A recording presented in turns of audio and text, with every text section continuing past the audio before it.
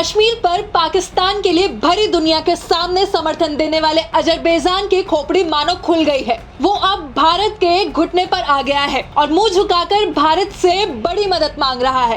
कह रहा है, मोदी जी आपसे रिक्वेस्ट है, आप हमारे देश एक बार आ जाइए, सिर्फ एक बार हमारे यहाँ आकर COP29 की बैठक में शामिल हो जाइए।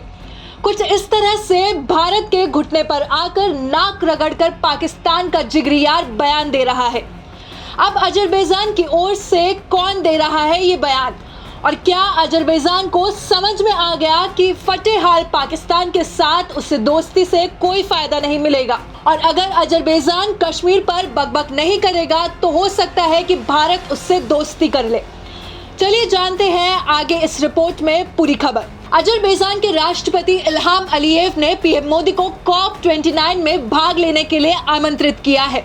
बता दें, इस साल COP सम्मेलन अजरबैजान में आयोजित होने वाला है। इस बार के एनुअल क्लाइमेट समिट में ग्लोबल वार्मिंग को सीमित करने, क्लाइमेट चेंज के इम्पैक्ट को अडेप्ट करने और इन गतिविधियों के लिए वित्त व्यवस्था जुटाने के वैश्विक प्रयासों पर ध्यान केंद्रित करेगा।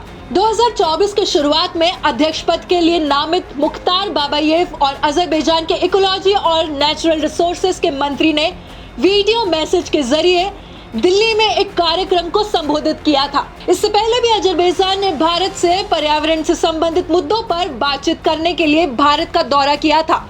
भारत में अजरबैजान के राजदूत हुसैन अली भी भारतीय पक्ष के साथ सक्रिय रूप से बातचीत कर रहे हैं। उन्होंने विदेश मंत्रालय के सेक्रेटरी वेस्ट पवन कपूर के साथ बातचीत की है, जिसमें आगामी शिखर सम्मेलन के लिए अजरबैजान की प्राथमिकता पर चर्चा की गई है। इसके अलावा COP के अध्यक्ष बाबायेव ने पर्यावरण संबंधी मुद्दों पर ध्यान केंद्रित करते हुए एंटीगुआ और बारबुडा में छोटे द्वीप विकासशीलता राज्यों पर अंतर्राष्ट्रीय सम्मेलन के दौरान कपूर से मुलाकात की। खैर, देखा जाए तो धीरे धीरे हर देश को पाकिस्तान की हरकतें समझ आ गई है और अब एक एक करके हर देश पाकिस्तान से दूरी बना रहे हैं, फिर चाहे वो चीन ही क्यों ना हो।